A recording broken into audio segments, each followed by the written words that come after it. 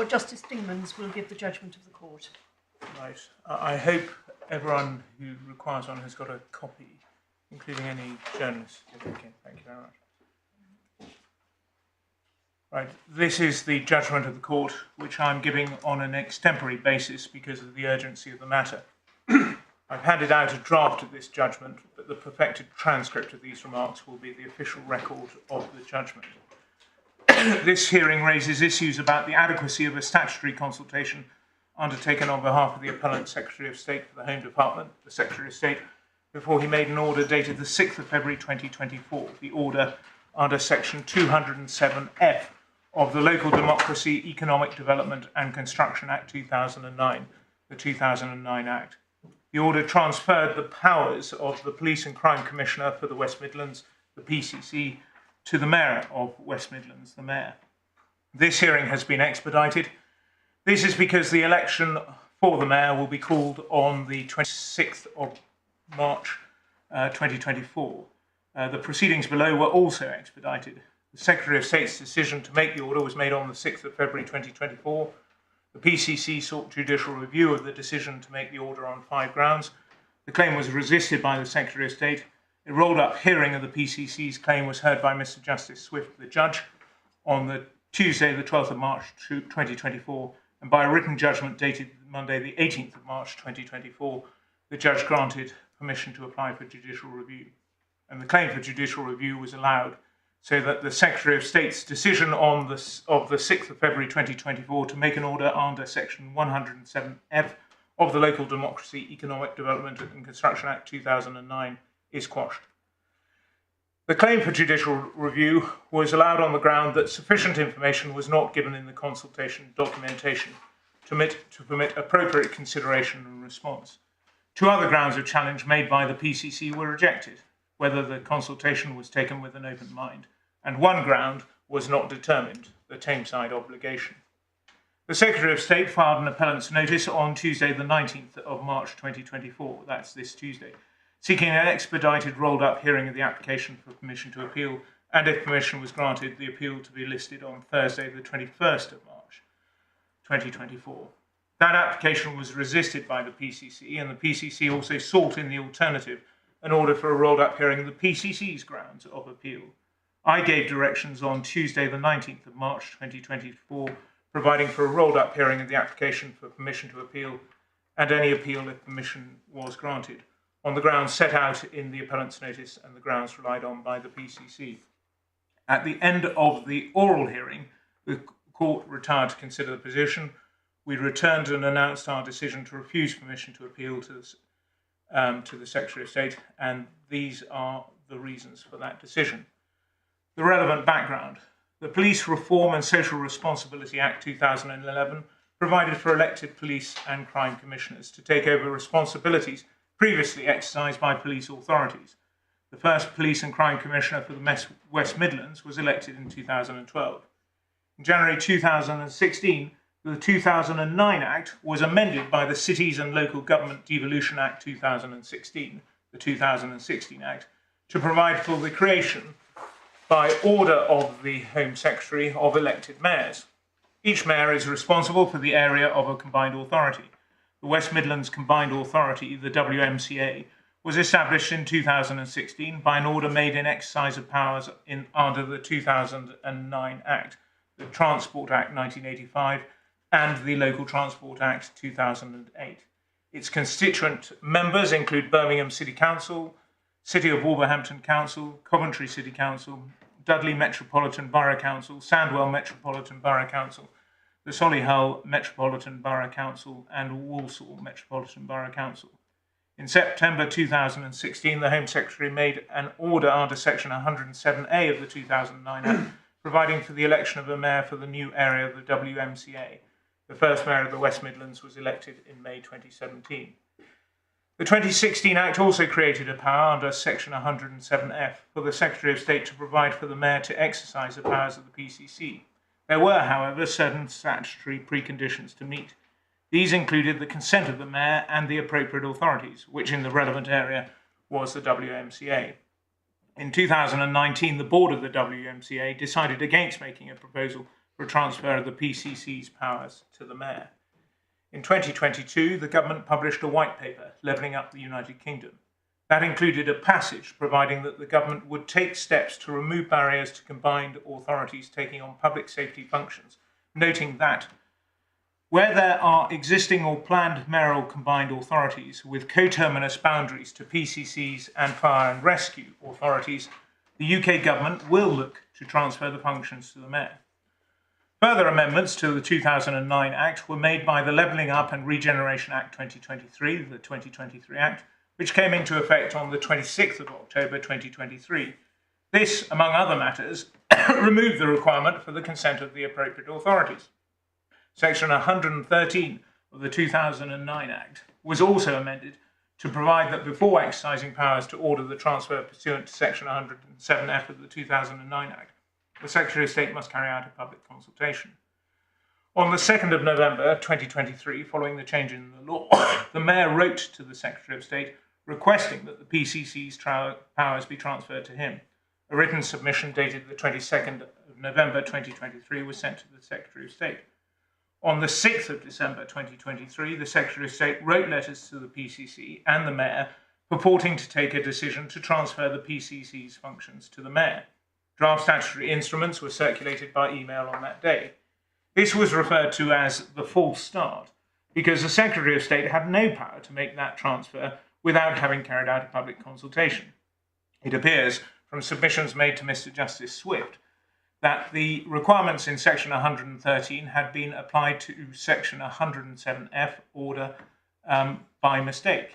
It is obvious that making numerous amendments to an Act can lead to mistakes in drafting being made, but Section 113, as amended, was a law passed by Parliament. It's common ground that a court is not in a position to inquire into the possibility that mistakes were made in Parliament and must apply the provisions of the Act. The failure to carry out a public consultation was pointed out by legal representatives acting on behalf of the PCC in a letter to the Secretary of State dated the 8th of December 2023. That mistake was acknowledged in a submission dated the 11th of December 2023. Paragraph 5 of that document, it was noted that advice had not been given to the Secretary of State on the new statutory test because of the error in not identifying the public consultation. A number of ways of dealing with the mistake were identified, including making a further amendment to Section 113 of the 2009 Act, and the Secretary of State adopted the option of public consultation. The Secretary of State then carried out a public consultation. A consultation document dated the 20th of December 2023 was published, and this provided for a consultation that began on the 20th of December 2023 and ended on the 31st of January 2024. The consultation document provided with paragraph numbers added by the judge for ease of reference as follows, open inverted commas, background. 1. The Police Reform and Social Responsibility Act 2011 established directly elected PCCs in 41 forces, replacing police authorities. The first PCC for West Midlands was elected in 2012. 2. PCCs are responsible for holding the Chief Constable of their police force to account for the full range of their responsibilities. They are directly accountable to the electorate through the ballot box, and their decisions are scrutinised by the local police and crime panel. 3. The Cities and Local Government Devolution Act 2016, amended by the Local Democracy, Economic Development and Construction Act 2009, to enable PCC functions to be transferred to combined authority, mayors, creating one directly elected leader accountable for both authority and PCC functions. Part 1 of the government's review into the role of the PCC cemented the view that bringing public safety functions under the leadership of a combined authority mayor has the potential to offer wider levers and a more joined-up approach to preventing crime. Under the mayoral PCC model, the democratic accountability of the PCC model is preserved, as mayors who exercise these functions remain directly accountable to the electorate via the ballot box. The Levelling Up white paper outlines the key leadership role that combined authority mayors have in public safety and improving public health. It sets out the government's aspiration to have combined authority mayors take on the PCC role where feasible. 4. There are currently 2 combined authority mayors that exercise PCC functions, the Greater Manchester Mayor, who took them on in 2017, and the West Yorkshire Mayor, who took them on in 2021. The Mayor of London also exercises functions equivalent to a PCC. As part of the York and North Yorkshire devolution deal, the first directly elected mayor of the York and North Yorkshire Combined Authority will exercise the functions of the Police, Fire and Crime Commissioner from May 2024 onwards. 5. The Levelling Up and Regeneration Act 2023 places new requirements on the Home Secretary when making a decision to transfer the functions of a PCC to a Combined Authority mayor. The Home Secretary must, before making an order to enable such a transfer, conduct a public consultation, unless one has been conducted by the Combined Authority as part of their proposal for an order, consider that the transfer is likely to improve the economic, social and environmental well-being of some or all of the people who live and work in the area, and consider that it's appropriate, having regard to the need to secure effective and convenient local government and to reflect the identities and interests of local communities. The Home Secretary is therefore gathering views to allow him to make a decision on whether to lay an order before Parliament to transfer PCC functions to the Mayor of the West Midlands from the point of the next mayoral election in May 2024. This will maintain democratic accountability by ensuring that PCC functions are only exercised by a mayor who is elected on that basis. And 7, this transfer presents opportunities to align police and crime priorities with transport, regeneration and skills, and to improve outcomes for the public. Joining police and crime functions with oversight of other public services in the mayoral combined authority would also promote further collaboration within the region. The mayor would become the elected local policing body. A mayor exercising police and crime functions continues to provide a single, directly accountable individual who is responsible for securing efficient and effective police service in West Midlands. The consultation note then went on to identify the PCC's functions which would be exercised by the mayor if a transfer took place, how they might be exercised and the legislation required. The responses to the consultation were analysed on an ongoing basis, as part evidence by a document dated the 24th of January on the consultation, which we were shown this morning. In the witness statement of Kaylee Chapman, Deputy Director for the Police Strategy and Reform Unit in the Home Office, it was noted that there were 7,103 responses and that 96% of those were able to form a view. On the 5th of February 2024, a submission was sent to the Secretary of State. This recommended that the Secretary of State agree to transfer PCC functions to the Mayor. The timing was noted to be immediate, within 24 hours. The relevant background was set out and the statutory tests were identified. A Home Office assessment against the statutory tests was annexed to the submission, also dated the 5th of February 2024. That showed that further work on the way in which the mayoral model worked had been done, although, as Mr. Payne, King's Counsel, noted in submissions, this could have been done beforehand. In that assessment, the question whether the transfer of PCC functions was likely to improve the economic, social and environmental well-being of some or all of the people who live or work in the area was addressed. The assessment recorded the potential economic benefits to combining the PCC and mayor roles because the PCC salary of £100,000 would no longer be paid, and there was no automatic uplift of the mayor's allowance, although it was recorded that mayors with PCC functions had higher allowances of £105,000 and £110,000 than other mayors. Potential amalgamation of office and IT systems was also identified. The advantages of placing responsibilities under a single directly accountable individual were identified. The PCC's response identified the risks of transferring the setting of the West Midlands Police annual budget to a mayor who was susceptible to pressure. The National Police Chiefs Council referred to the significant additional cost to policing arising from the transfer of PCC functions to the mayor in the West Yorkshire police area. The Secretary of State then exercised his powers pursuant to Section 107F of the 2009 Act to transfer the PCC's functions to the mayor and sent a letter dated the 6th of February 2024 to the PCC recording the decision. That was the decision which was the subject of the challenge before the judge. The judgment below. The judge set out the relevant background facts and statutory provisions. The judge recorded the grounds of challenge, namely that the consultation was not undertaken lawfully, A, because it wasn't undertaken at a formative stage, but only at a time when the Home Secretary had a closed mind, having already decided to make an order under Section 107F. And B, because when the consultation took place, no sufficient information was provided to permit the public a fair opportunity to participate. That was ground 2. and C, because the responses to the consultation were not conscientiously considered. That was ground 3. The judge recorded that points A and C were connected, since the contention underlying each was that understanding the consultation undertaken in December 2023 and 2024 and the decision made on the 6th of February 2024 was a foregone conclusion because the situation had been determined by the decision already contained in the 6th of December 2023 letters. The PCC had also contended that when taking his decision in February 2024, the Home Secretary had failed to comply with the obligation summarised in the speech of Lord Dicklock in Secretary of State for Education and Science and Tameside Metropolitan Borough Council, 1977 Appeal Cases 1014, Tameside, at page 1065B, to the effect that decision makers must take reasonable steps to acquaint themselves with the relevant information. That was ground 5.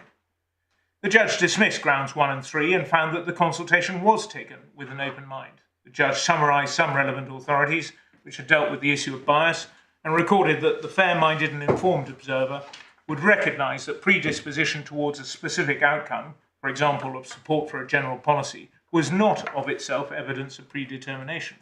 The PCC had relied on documents and emails written in the period from the 11th to the 15th of December, and the facts that the Secretary of State had not formally withdrawn his decision dated the 6th of December 2023 and had produced and circulated a draft of the necessary statutory instrument.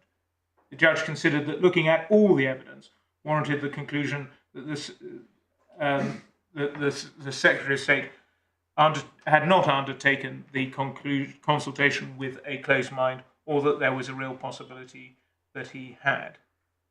In relation to the second ground, the judge referred to Section 113 of the 2009 Act and recorded that the Secretary of State needed to be of the view that the transfer of functions to the PCC was likely to improve the economic, social and environmental well-being of some or all of the people who live or work in the area, and that the transfer of functions was appropriate having regard for the need to secure effective and convenient local government and ... to reflect the identities of and interests of local communities, which set out in Section 113(1)AA of the 2009 Act. The judge found that there was an obvious connection between the conditions attaching to the Home Secretary's exercise of his powers to transfer functions and the obligation to consult, concluding that whatever else the consultation might cover, it ought to provide the occasion for consideration of and comment on the Home Secretary's reasons why the conditions at sections 113(1)A and AA are met. The judge then turned to the consultation document published on the 20th of December 2023. The judge stated he didn't consider that the information provided was sufficient for the purposes of the consultation envisaged and required by Section 113 of the 2009 Act. The information ought to have explained why the Secretary of State considered the Section 113 conditions were met and why the Secretary of State considered the transfer would be appropriate for the purposes of effective and convenient local government and reflecting the interests, the identities and interests of communities in the area. The judge accepted that the breadth of economic, social and environmental well-being could embrace almost every aspect of the lives of those in the area, and that breadth meant that the Secretary of State had significant latitude to choose what matters to include, but that the information provided falls well short of this mark. The judge recorded that the Secretary of State did have information which could have been provided for in the consultation, as evidenced by a document dated the 5th of February 2024 providing an assessment against statutory tests. The judge also recorded the PCC's submissions that the consultation document didn't mention that WMCA would lose the costs of central government contributions to PCC elections, which could be held at the same time as the mayor's election, or that the consultation document provided insufficient information about an unelected deputy mayor for policing and crime exercising the PCC's function. The judge held that whether or not to include such information was for the Secretary of State. The judge rejected the Secretary of State's fallback submission relying on Section 31(2)A of the Senior Courts Act 1981. The judge said he was unable to say that it was highly unlikely that on conscientious consideration of further submissions that might have been made, the Secretary of State would have reached the same conclusion. The judge then turned to the ground of challenge relating to the Tameside duty The PCC had submitted that the Secretary of State should have regard to the costs of mayoral elections, which wouldn't be shared with national government, and the fact that the West Yorkshire Police had seen costs increase because there was no contribution from gain share funding once the BCC's role was transferred to the mayor. The judge recorded that the assessment document had addressed the issue of economic well-being of persons working or living in the West Midlands by focusing exclusively on efficiency saving. The judge considered that to be a very narrow approach to the issue, but that if that was taken, then the points about costs to the police of the transfer might be relevant. The judge concluded that I would be reluctant to reach such a conclusion, as it might tend to endorse an approach to section 113(1)A condition that is far too narrow. Should he come to reconsider this decision, the Home Secretary may wish to consider whether the notion of economic well-being for the purposes of section 113(1) is so narrowly confined. For these reasons, the judge allowed the PCC's claim and quashed the Secretary of State's decision. The issues on this hearing: the Secretary of State seeks permission to appeal and for the appeal to be allowed on the ground identified in the grounds of appeal. This was that the judge was wrong to hold that the consultation was unlawful on the grounds that insufficient information was given to consultees to permit appropriate consideration and response. The judge was said to be wrong for 5 reasons. First, the judge was wrong to have concluded that the Secretary of State was required to form a view as to whether conditions in section 113 were met prior to consultation, set out the reasons for that conclusion, or the information underlying the Secretary of State's reasons. 2, the judge was wrong to conclude that the Secretary of State had failed to provide sufficient information concerning the benefits of transfer, having regard to the fact that the benefits of the proposed transfer could not be measured by reference to specific monetised benefits or specific economic, social, or environmental factors, and that the Secretary of State could consult by reference to the broad benefits which combining the role of the PCC with the mayor would bring. 3, the judge was wrong to require the Secretary of State to express a view on the experience of Greater Manchester or West Yorkshire in having the PCC functions transferred to the mayor. 4, the judge was wrong to conclude that the consultation was inadequate because it didn't provide links to documents referred to within it. And 5, the judge erred in failing to consider the evidence relating to the consultation process and outcome in concluding that inadequate information was provided. The summary of responses showed that many had addressed the substance of some or all of the statutory criteria. Mr. Payne reformulated the grounds in his skeleton argument into 2 grounds as follows. First, that the judge erred in imposing a 3-stage consultation process, which is not provided or required by the 2009 Act. And secondly, that the judge erred in concluding that the Secretary of State had provided insufficient information so as to enable informed participation in the consultation. In oral submissions this morning, Mr. Payne confirmed that the reformulated grounds encapsulated the grounds set out in the appellant's notice. Mr. James Stanfield, on behalf of the PCC, submitted that the judge was right to find that limited information provided for the consultation falls well short of the mark. The PCC also sought permission to appeal and to uphold the judge's order quashing the consultation process on 3 grounds of cross-appeal. These were: first, the judge erred in dismissing the PCC's grounds 1 and 3 of challenge in that he failed to apply the test of a fair-minded and informed observer when reaching his decision, and erred in his conclusion that the consultation was conducted at a formative stage. Secondly, that even if the judge applied the correct test, he erred in concluding on all the material before him that the consultation was conducted at a formative stage.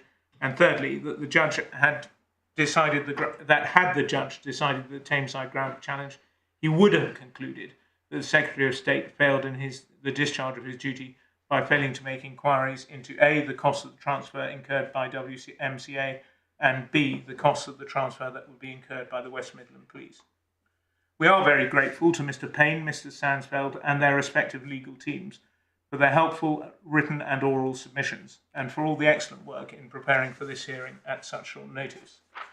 By the end of the written and oral submissions before the court, it became apparent that the following matters would be an issue. First, whether the Secretary of State should be granted permission to appeal. 2, if so, whether the Secretary of State's appeal against the judge's finding that insufficient information was given in the consultation document on the grounds that A, the judge had erred in imposing a 3-way consultation process, or B, the judge had erred in concluding that the Secretary of State had failed to provide sufficient information to enable informed participation in the consultation. should have been allowed, and if so, whether the PCC should be granted permission to appeal, and if so, whether the appeal should be dismissed, because the judge should have applied the test of a fair-minded and an informed observer, and erred in concluding that the consultation was carried out at a formative stage, and that the judge should have found an infringement of the tame side duty. Relevant statutory provisions.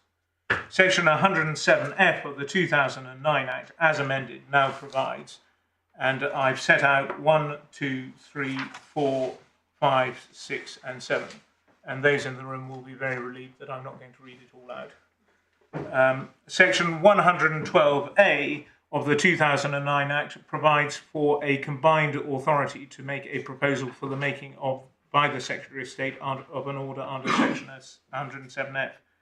There is a requirement for that combined authority to carry out a public consultation under Section 112.3. There was some discussion in the submissions before us this morning about the terms of any such consultation by the combined authority and whether it required some consideration of the statutory criteria in Section 113(1)A and AA. But it's not necessary to determine that issue to answer the issues before us, and we do not do so. It can be fairly said that various provisions in this statute appear to have been added in without apparent regard to how they might work together. Section 113 of the 2009 Act, as amended, now provides, and I've set out 1, 1A, 2, 2A, and 2B, and then ... little 4, and again, I won't read that out. Some relevant requirements of the law for a public consultation. The material provisions of the law were common ground between the parties. In R. and Brent, London Borough Council, ex-party Gunning, 1984, 84 Local Government Reports 168, Gunning, Mr. Justice Hodgson stated that the requirements for a lawful consultation were as follows. First, that the consultation must be at a time when proposals are still at a formative stage. Second, that the proposer must give sufficient reasons for any proposal to permit of intelligent consideration and response. Third, ... that adequate time must be given for consideration and response. And finally, fourth, that the product of consultation must be conscientiously taken into account in finalising any statutory proposals. The Gunning requirements for a lawful consultation have been applied in many cases involving the lawfulness of consultation. In R and North and East Devon Health Authority, ex-party Coughlin, 1999 EWCA Civ 1871 2001 QB 213 at paragraph 112, Lord Wolfe, Master of the Rolls, stated that the body carrying out the consultation had an obligation to let those who have a potential interest in the subject matter know in clear terms what the proposal is and exactly why it is under positive consideration, telling them enough, close brackets, to enable them to make an intelligent response. In R and Moseley and Haringey, London Borough Council, 2014 UKSC 56, 2014 1WLR 3947 Moseley, the Supreme Court expressly approved the dicta of Hodgson J. in Gunning. In that case, a council had consulted the right people about a proposal to reduce council tax benefits following funding changes from central government. But the council had not set out any alternative proposals and the reasons for their rejection. Those other options included raising council tax, reducing services, and using reserves. Lord Wilson, with whom Lord Kerr agreed, and Lord Reader was generally in agreement, noted that it was no answer to record that some of those consulted had made suggestions about those alternatives. That was because it would not have been apparent to those consulted why the council had rejected those options, because it gave the impression that other options were irrelevant. In his judgment in Moseley, Lord Reid, with whom Baroness Hale and Lord Clark agreed, emphasised the need where, brackets, as in this case, close brackets, the obligation to consult arose from statute, to have regard to the statutory context. It's necessary to identify the purpose of the statutory provision and to judge from that whether the consultation undertaken met that purpose. See generally paragraphs 36 to 38. At paragraph 39, Lord Reid identified that in that case, meaningful public participation required that those consulted be provided with information about the draft scheme, but also with an outline of the realistic alternative and an indication of the main reasons for the authority's adoption of the draft scheme. In R. Bloomsbury and Office for Students 2020 EWCA Civ 1074. The test for quashing a consultation was considered. At paragraph 69, the Court of Appeal confirmed that the test to be applied when considering whether a consultation was lawful was whether the process was so unfair that it was unlawful.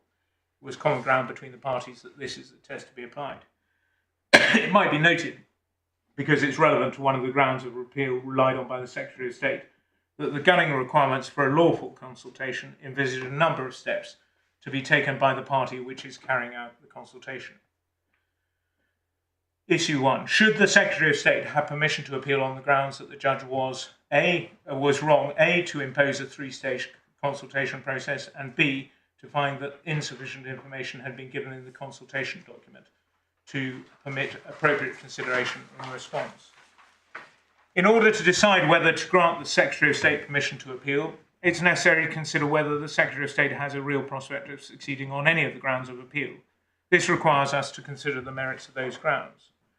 Section 113.2 says the Secretary of State must carry out a public consultation, save in the specific circumstances set out in section 113.2a, b, and c. In this case, it's common ground that a public consultation had to be carried out. In our judgment, the purpose of the public consultation must have been to ensure that the public who live and work in that area, brackets section 113(1)(a), close brackets, could participate in the Secretary of State's decision-making process by responding to the consultation. Section 113.1 specifies the requirements, namely that the Secretary of State considers that the transfer is, open inverted commas, is likely to improve the economic, social and environmental well-being of some or all of the people who live or work in the area, close inverted commas. And the Secretary of State considers that the transfer is appropriate, having regard to the need to, open inverted commas, secure effective and convenient local communities and to reflect the identities and interests of local communities, close inverted commas. The public consultation is on the proposed transfer of the PCC's functions to the Mayor, which must be consistent with the statutory criteria. Mr. Payne submitted that for this public consultation, what needed to be consulted on was the general benefits that the Secretary of State perceived to arise from the transfer, which had been done. There was no need for the Secretary of State to form any view about the statutory criteria in section 113.1a and section 113.1a, AA, 1 and 2. Identifying in the consultation document the Secretary of State's view of benefits of a transfer was sufficient, so long as it was combined in the document with identification of the statutory criteria on which the public could then comment for themselves. In our judgment, it is clear that in order to carry out a lawful consultation under this particular statutory scheme, the Secretary of State had set out why the Secretary of State considered, on a provisional basis, that the statutory criteria set out in section 113.1a and AA were satisfied. Without such information, members of the public would have no genuine opportunity to take part in the Secretary of State's decision-making. As to the ground of appeal that the judge had erred in opposing a three-stage consultation process, as we have already noted above, the gunning requirements for a lawful consultation, as approved by the Supreme Court in Moseley, envisage a number of steps to be taken by the party which is carrying out the consultation. We are unable to say that the judge was wrong in paragraph 23 of the judgment in setting out the steps for a lawful consultation in the particular circumstances of this case, although different judges might have expressed themselves in different ways. It might fairly be noted that when the judge identified the steps, he introduced that passage by saying he was putting what he'd already said in another way. This ground of appeal does not have a real prospect of success. As to the ground that the judge erred in concluding that the Secretary of State had failed to provide sufficient information to enable informed participation in the consultation, in our judgment, this is not a ground of appeal which has a real prospect of succeeding. As appears from the whole of the consultation document, and in particular at paragraph 5, there was nothing other than a record of what the Secretary of State needed to be satisfied about. Further, and although Mr. Payne said that this was not a major part of the reason for the decision, it is apparent from the later documentation that the Secretary of State identified cost savings from not paying for a PCC. The consultation document did not even share this narrow view taken of economic benefits subsequently set out in the assessment against the statutory criteria. There was no information about that, nor any consideration of the matters that might be thought to point in the other direction, so far as people living in the area were concerned, namely the loss of central government funding for the election and the increased costs to be borne by the police under current funding arrangements. The Secretary of State did not give sufficient information to permit intelligent consideration and response, and this meant that the process was so unfair as to be unlawful. We do not consider that it was an answer to say that some responses to the consultation mentioned economic benefits and disadvantages. The judge was right to find that members of the public weren't afforded the opportunity to express intelligent and informed opinion because they were not told why the transfer of functions should take place in compliance with the statutory criteria. They were therefore denied the opportunity to become involved in the decision-making. In this respect, although Mr. Payne is right to note that Moseley was a case where alternatives to the proposal consulted on might have been set out, we record that it was no answer in Moseley to say that some of those who had been consulted inadequately had replied suggesting that the council adopt different options. The reason is the same, namely that those consulted didn't have the opportunity to comment on the decision-makers' provisional reasons for making the proposal. This means that we do not need to consider Mr. Sansfield's point this morning about the actual detail of the consultation responses. It's sufficient to say that in our judgment, the judge was entitled, on the materials before him, to find that sufficient information had not been provided in the consultation. It is only fair to those who produce the consultation document to record that because of the earlier error made about the statutory requirements for making an order transferring the PCC's function to the mayor, the consultation document had to be put together in a very limited time. This was always going to be challenging given the statutory scheme set out in the 2009 Act as amended. This was particularly so in circumstances where, as Mr. Payne pointed out, the Secretary of State had not been advised about the statutory requirements in section 113(1) before the consultation document had been produced. As this is still an application for permission to appeal, we should address a reason relied on by the Secretary of State to show compelling reasons why an appeal should be heard, namely that it was important to deliver the policy objective of transferring functions from the PCC to the mayor. As to that point, Parliament legislated for preconditions to be satisfied before a transfer could take place. It's the duty of any court, if asked, to see if those preconditions have been satisfied. They have not been satisfied, the court is required to say so, and in that respect give effect to the laws passed by Parliament. For the reasons set out above, there was no lawful consultation as required by section 113(2) of the 2009 Act. In this case, we can see no other compelling reason to grant permission to appeal. The matter has been heard orally on an expedited basis because of the urgency of the matter, but the grounds of appeal have no real prospect of success. For all these reasons, we refuse permission to appeal. Thank you very much. As my Lord Justice Dingemans has said, this is the draft type note of his oral judgment. The perfected transcript of these remarks will be the official record of the judgment. The concern of the court was that you should have our reasoning as soon as possible.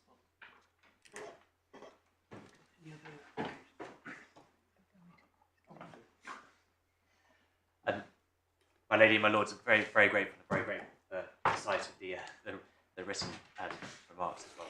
At the same time, there's an application for costs on behalf of the respondent. Obviously, this is a permission stage, but we've had to attend, and so we respectfully request our costs to be assessed, subject to detailed assessment if not agreed between the parties. And we would invite the court to make the usual order under Rule 44(8) for a reasonable portion of our costs to be paid on account. Well, have you got a schedule? We don't have a schedule, my Well, lord. then you can hardly ask for a reasonable proportion if we can't see what the proportion is. We're going to suggest a percentage within the figure to be agreed between the parties. Well, not without a schedule. And you have an obligation, if you're asking for costs up front, to produce the costs for a day's hearing in any event. Well, yes, we had a schedule. I mean, I know everything's been done at the drop of a hat, and we're very conscious of that. But without any schedule, it's very difficult, isn't it? My lord, yes. Well, I don't pursue that aspect of the request, but we would ask that for a detailed assessment of our costs. My lord, the Secretary doesn't object. Okay. Sorry. I agree with you. Very well, granted. Will you draw up the order, please? Of course. Thank you. Can I just ask one matter? There are, I think, one or two factual errors in the judgment. Yes.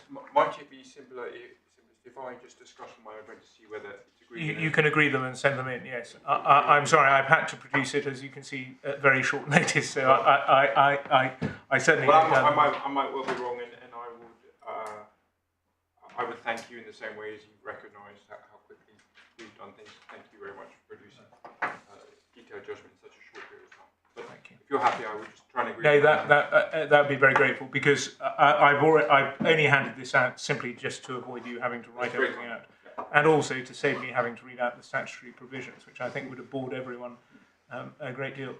But most importantly, because it's inevitable that when we're doing all these things so quickly, there will be minor errors that creep in. Oh, yes. Thank you very much. That concludes these proceedings, but can I just reiterate what was said at the start of these proceedings and is contained in the judgment? The court is very grateful to all who've worked very, very hard to ensure that this hearing came before the court today. We do not underestimate the amount of work it has taken. It is also a tribute to the way in which the parties have worked together that we've had bundles before the court, and for that we thank you.